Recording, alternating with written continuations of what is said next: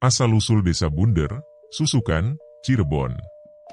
Pada sekitar tahun 1500 Masehi, waktu itu Gunung Ciremai masih disebut Gunung Gede dan keadaan tanah Cirebon masih berupa hutan belantara.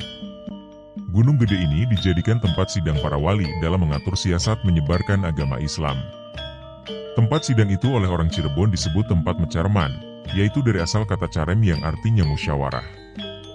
Dari kata cirem ini kemudian Cireme, sehingga nama Gunung Gede menjadi Gunung Cireme. Sunan Gunung Jati sebagai Sultan Cirebon bertempat di Gunung Amparan Jati atau Gunung Sembung sekarang. Setiap beliau bepergian selalu mengajak abdinya yang bernama Ki Konda. Ketika Sunan Gunung Jati dan Ki Konda pulang dari Gunung Cireme sehabis menghadiri sidang para wali songo, beliau kemalaman di perjalanan, sehingga harus bermalam di suatu tempat bersama Ki Konda.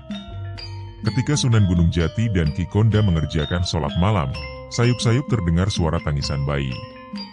Segera selesai sholat beliau mengajak Ki Konda untuk mencari bayi yang menangis itu. Ki Konda menduga bahwa bayi itu mungkin dari bangsa makhluk halus, namun Sunan Gunung Jati khawatir barangkali bayi itu berasal dari keluarga yang tergolong dari keluarga miskin. Karena suara tangis bayi terdengar pada waktu beliau sholat hanya sayup-sayup, sehingga dalam pencarian tidak segera ditemukan. Setelah lama mencari, ternyata suara tangisan bayi tadi berada dalam batu tempat sholat Sunan Gunung Jati. Maka batu besar itu dibelah dengan pusaka cis. Batu terbelah menjadi dua sama besar dan di dalamnya terdapat seorang bayi laki-laki yang bagus parasnya. Bayi tersebut diberi nama oleh Sunan Gunung Jati dengan nama Selapada. Dalam bahasa Jawa Sela artinya batu, dan pada artinya sama.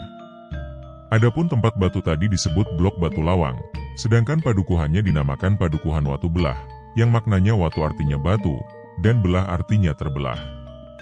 Bayi tadi oleh Sunan Gunung Jati diberikan kepada Ki Konda agar diasuh sebagaimana layaknya. Kebetulan sekali Ki Konda tidak mempunyai anak sehingga ia menerimanya dengan senang hati. Semenjak Selapada diasuh oleh Ki Konda, ia didik dengan ajaran agama Islam, karena Ki Konda mengharapkan putranya itu menjadi orang yang mau memperjuangkan agama Islam, berbudi luhur, dapat dipercaya. Di samping otaknya yang cerdas juga memiliki wajah yang tampan, sehingga Ki Konda tak henti-hentinya memuji syukur kepada Owl yang Maha Kuasa. Selapada sangat taat terhadap orang tua, segala perintah dan larangannya dilaksanakan dengan baik. Pada suatu hari Ki Konda mendapat kabar bahwa Kanjeng Gusti Sunan Gunung Jati akan datang berkunjung ke padukuhan Ki Konda, sekaligus menengok keadaan Selapada. Untuk itu Ki Konda mengadakan persiapan-persiapan khusus seperti melaksanakan kebersihan umum. Kepada Selapada, Ki Konda memberi tugas agar kebun-kebun dan tanaman dibersihkan sehingga tampak indah. Mendengar perintah ayahnya, Selapada bersegera melaksanakannya. Semua pepohonan dan bunga-bunga dibabat bersih tiada yang ketinggalan. Setelah selesai rupanya Selapada salah pengertian atas perintah Ki Konda, yaitu seharusnya hanya rumput-rumput yang dibersihkan tetapi nyatanya semuanya dibersihkan termasuk pepohonan dan bunga-bunga. Ki Konda pun ikut bersalah karena dalam memberikan tugas kurang jelas, yaitu dengan kata-kata agar kebun-kebun dan pertamanan dapat dibersihkan. Walau demikian Ki Konda tidak marah, namun wajah Ki Konda cukup memerah menandakan kekecewaan. Melihat roman ayahnya berbeda dengan biasanya, Selapada mengerti bahwa sebetulnya ayahnya itu sedang menyimpan marah karena kecewa. Ketika ayahnya datang mendekat, Selapada terus mengambil pepohonan dan bunga-bunga yang sudah dibabat tadi dan ditancap-tancapkan lagi pada tempatnya semula, kemudian ia melarikan diri karena takut. Mengetahui anaknya melarikan diri, Ki Konda berusaha mengejarnya dengan tujuan untuk menyampaikan bahwa ayahnya tidak marah karena memang ia sendiri yang salah tidak jelas dalam memberi perintah, namun Selapada terus berlari meninggalkan ayahnya. Karena Selapada lari sangat cepat, Ki Konda tidak dapat mengejarnya, dan kembalilah Ki Konda pulang.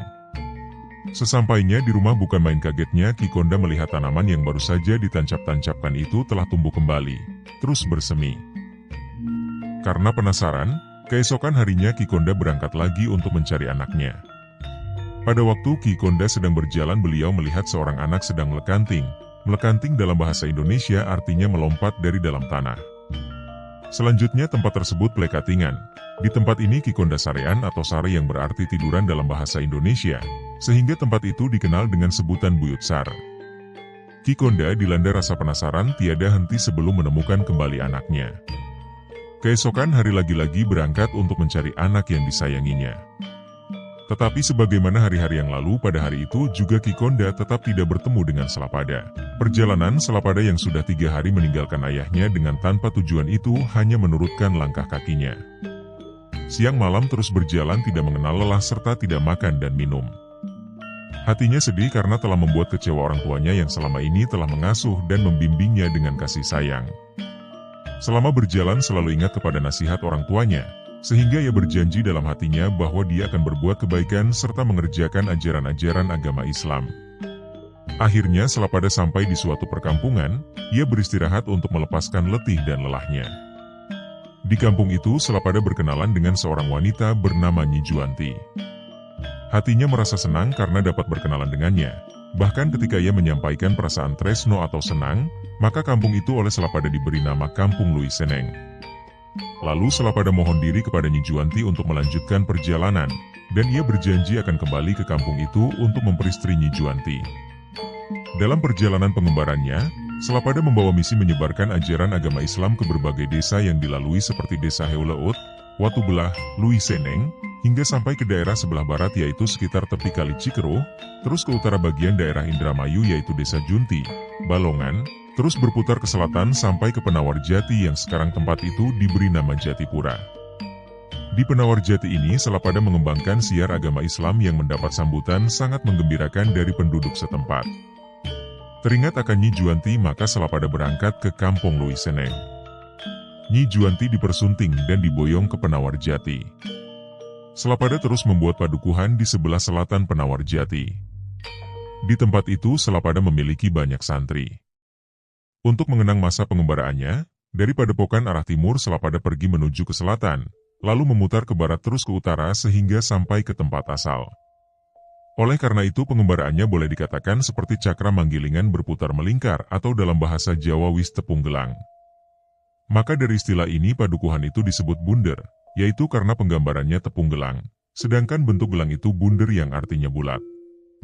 Sekian cerita asal-usul desa Bunder, diambil dari website Nyamang Jajak.